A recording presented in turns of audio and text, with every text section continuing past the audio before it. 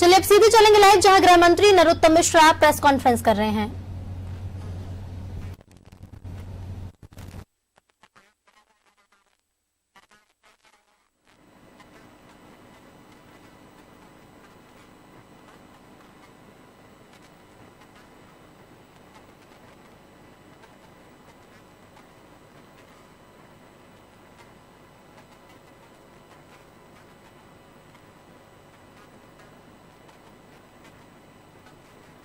एक उच्च स्तरीय रिक्त पद पर प्रभार देने वाला पुलिस रेगुलेशन 72 में संशोधन करने हम जा रहे हैं। अभी तक इस रेगुलेशन में एएसआई को एसआई का प्रभार दिया जाता था। ये संशोधन हो जाने के बाद अब कांस्टेबल को हेड कांस्टेबल का, हेड कांस्टेबल को एएसआई का, एएसआई को एसआई का और एसआई को टीआई का प्रभार देने वाला संशोधन करने जा रहे हैं। इसे मार्च तक मूर्त रूप में लाने की हम कोशिश कर रहे हैं। इसी तरह से गृह विभाग में जो कोविड मेडल देना था हमको अपने पुलिस के जवानों को, उस पर भी निर्णय हो गया है और मार्च तक ये मेडल भी हम दे देंगे। सर, बंगाल में ममता बनर्जी कह रही हैं कि भगवान राम जो थे दुर्गा के भक्त थे, मैं भी दुर्गा के भक्त हूँ, और चुनौती दे रही हैं अमित शाह प्रधानमंत्री नरेंद्र मोदी को कि हिंदुत्व पे आके बहस कर लें। देखो, ममता जी की मानसिकता अंग्रेजों वाली मानसिकता है, डिवाइड एंड रूल वाली। पहले हिंदू मुसलमानों को लड़ाते रहे वो इसी तरह से तुष्टीकरण की नीति करके। अब भगवानों में आपस में विभाजन चाह रही हैं। पूरा देश ममता जी की भक्ति को जानता है कि कैसे दुर्गा पूजा पर प्रतिबंध उन्होंने लगाया था, कैसे रोका था उन्होंने। एक वर्ग की संतुष्टि के लिए, तुष्टीकरण की राजनीति के लिए वो सदैव से ऐसा कहती आ रही है, पर उनको हिंदुत्व याद आ रहा है। इस चुनाव के वक्त इसको भी बंगाल सहित पूरा देश समझ रहा है। सर, टीएमसी को लगातार झटके लग रहे हैं। एक और मंत्री वहां से राजीव बैनर्जी सर बंगाल दौरे पर भी जा रहे हैं। मैं कल से बंगाल के दौरे पर हूं, आज जाऊंगा। जहां तक झटके वाली बात है, हमारे नेता आदरणीय अमित शाह जी पहले ही कह चुके हैं कि चुनाव आते आते तक अकेली पड़ जाएंगी दीदी। ये उसी दिशा में है। अब तृणमूल कांग्रेस तिनके की तरह हो रही है। तिनके की तमन्ना है समुंदर में जा मिले, पर ज्वलंत सवाल यह है कि समंदर कहां मिले। कुछ दिनों पहले ममता बनर्जी ने जय श्री राम का विरोध भी कर दिया था।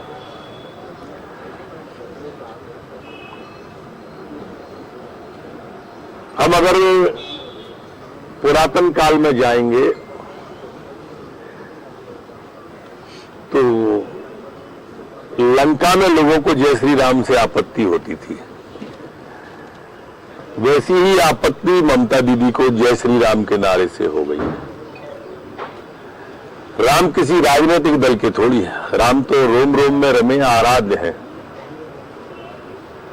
मुझे नहीं समझ आया, अगर वो भी मंच से बोल लेती तो क्या जाता। ये साबित हो गया है कि वहां भी लंका राज ही चल रहा है पश्चिम बंगाल में।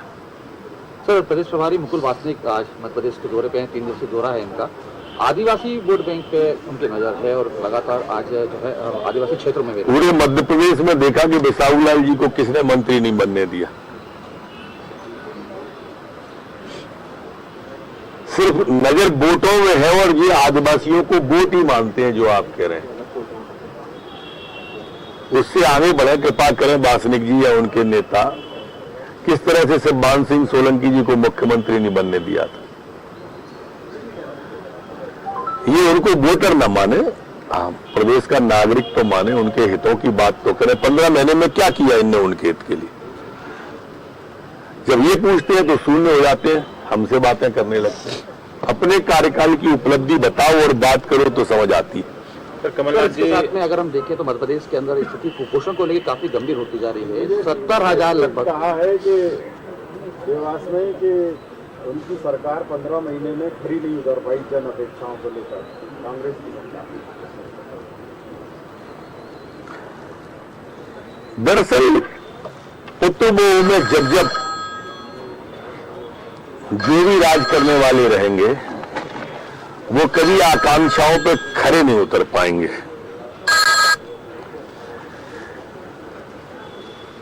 और ये कांग्रेस का दुर्भाग्य है कि केंद्र से लेकर राज्य तक सब पुत्रमोह में पड़े हुए हैं, चाहे राष्ट्रीय अध्यक्ष हो, चाहे प्रांतीय अध्यक्ष हो, चाहे दिग्विजय सिंह जी हो। किसी ने कहा था कि पर्दे के पीछे से सरकार चलाओ, किसी ने कहा था कि पुत्रमोह में इतने ग्रसित हो जाओ कि वरिष्ठों का अनदेखा कर दो। जरूरी था कि नंबर 1 पर राज्यसभा में आप जाते, बरैया जी को भेज देते, खड़े उतरते। ये जो कर रहे हैं ना कृत्य, ये जनता है, ये पब्लिक है, सब जानती है। कमलनाथ जी 28 जो विधानसभा सीटें उपचुनाव जहां पर होते एक बार फिर से उसका सर्वे कराएंगे कि आखिर क्या ऐसी वजह रही नगरीय निकाय चुनाव की तैयारी? सर्वे पहले भी कराया था, टिकट देने के पहले लाखन सिंह जी ने बताया था ना, सब सर्वे धरे रह गए। तब सर्वे धरे रह गए तो अब सर्वे कहां से चल पड़ेंगे? अभी भी रखे ही रहेंगे। ये सर्वे है, ये चिट्ठियों के माध्यम से, ये ट्विटर के माध्यम से पार्टी चला रहे हैं, तो मुझे नहीं लगता है कुछ होगा। 5 दिन बाद बजट है, देश का बजट आ रहा है। सर आईएमएफ ने इसको लेकर आंकड़े जारी किए हैं। आईएमएफ ने इंटरनेशनल मॉनिटरिंग फ्रंट क्या बोले? कहा है कि बजट आ रहा है, सर। केंद्र का बजट आने वाला है, लोगों को खासी उम्मीदें हैं। मध्य प्रदेश को किस तरह से देखते हैं? सर आईएमएफ ने कहा है कि मोदी सरकार के राज में अर्थव्यवस्था सुधर रही है और आंकड़ों में बढ़ोतरी होगी, चीन को भी पीछे छोड़ देंगे हम। लॉकडाउन के पीरियड में, कोरोना के काल में भारत की अर्थव्यवस्था, आईएमएफ अगर कहती है, वैश्विक संस्था, कि भारत की अर्थव्यवस्था सुधर रही है और भारत सुधरे हुए अर्थव्यवस्था में वैश्विक पटल पर उभर के आ रहा है, ये अपने आप में हम सब के लिए गौरव की बात है। हम प्रधानमंत्री जी की आर्थिक नीतियों के लिए, आम आवाम के लिए, सोच के लिए उन्हें साधुवाद और बधाई देते हैं माननीय नरेंद्र भाई मोदी जी को, कि उन्होंने इस तरह की नीतियां लागू की कि आज देश की तेजी से बढ़ती अर्थव्यवस्था तब है जब लॉकडाउन और कोरोना काल चल रहा है। वो जो तथाकथित लोग थे जो कहते थे कि दिया जलाने से, थाली बजाने से कुछ नहीं होगा, उन्हें बता दूं कि मोदी जी दिया जलाना और थाली बजाने के साथ साथ वैक्सीन भी बना रहे थे और आज 125 देश लाइन में खड़े हैं वैक्सीन लेने के लिए और विश्व गुरु बनने के लिए भारत का एक सार्थक कदम मोदी जी ने बढ़ाया है।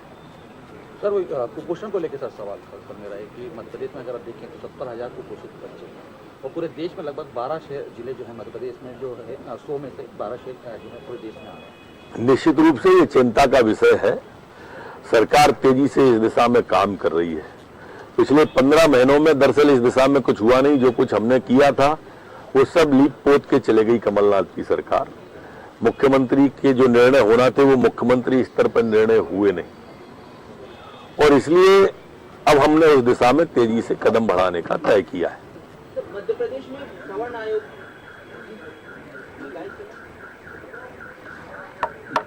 ऐसा नहीं है, हम पहले भी बढ़ा चुके हैं। हर चीज को राजनीति से मत जोड़ो। पहले भी ये आयोग था, माननीय बालेन्द्र शुक्ल जी और वो अध्यक्ष रहे हैं उसके। कमोबेश ये भी उसी तरह का है। चुनाव को ध्यान में रखकर भारतीय जनता पार्टी कभी निर्णय नहीं लेती। 370 हटाई तक कौन सा चुनाव था? 35 से हटाई तक कौन सा चुनाव था? राम मंदिर का शिलान्यास किया तब देश में कहां चुनाव था? जनता की सेवा करना और विकास करना, ये दो बातों को ध्यान में रख के लेते हैं। जो प्रधानमंत्री जी का मंत्र है, उसी मंत्र की परिणति ये है। सर, कांग्रेस के जो प्रभारियों ने रिपोर्ट दी है कमलनाथ जी को, उसके आधार पर अनुशासनहीनता की कार्रवाई होगी और जो पार्टी विरोधी गतिविधियों में लोग शामिल रहे पिछले चुनावों में उनको बाहर किया जाए। ये उनकी पार्टी का आंतरिक मामला है, पर मैंने अखबार में लाखन सिंह गोविंद सिंह का पढ़ा था, तो मैं पहले बता दूं, इन पर कार्रवाई नहीं कर पाएंगे।